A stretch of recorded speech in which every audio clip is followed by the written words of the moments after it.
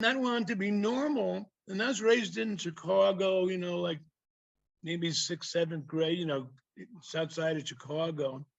But then we moved to Pittsburgh in 1965. My dad got transferred. We moved to Pittsburgh, and that was the first time I ever saw wrestling.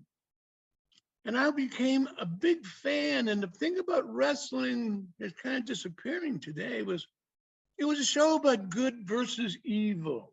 The good guy finally beating the crap out of the bad guy. And that thing about justice and niceness and goodness, and it rang with me, and I wanted to be a wrestler. So I started wrestling in high school and took martial arts between wrestling seasons. And then 1969, I was graduating, and I didn't want to go to college. I wanted to be a wrestler. But in those days, it was Vietnam. So you were either in college with some deferment, or you were running through a jungle getting shot at by someone you didn't even know the hell you're doing there for.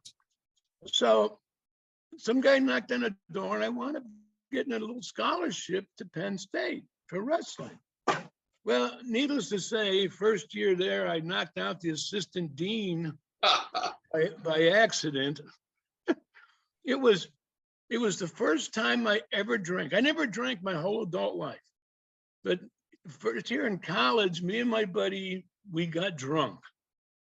And we're staggering around the part of the college, and they had a party going on. And me and him were drunk going through the hallway, and they wouldn't let us in the party.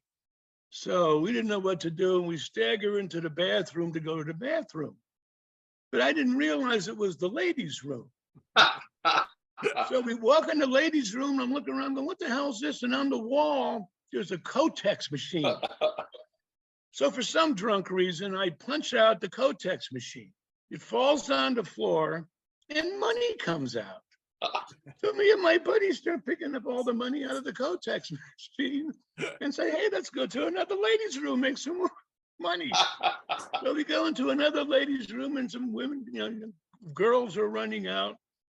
And then I come back out, and we're staggering around, and I guess we were causing trouble because they wouldn't let us into the party entrance because we were snockered. And all of a sudden, some guy grabs me by the shoulder and turns me around. And it was some guy with a coat on him. Before I realized what I did, I just went boom, and I hit him and knocked him out. Well, it turns out it's the assistant dean that put a coat over his pajamas and came down because he was getting called. There was trouble there. So I got suspended from the wrestling team. But I also met Bruno.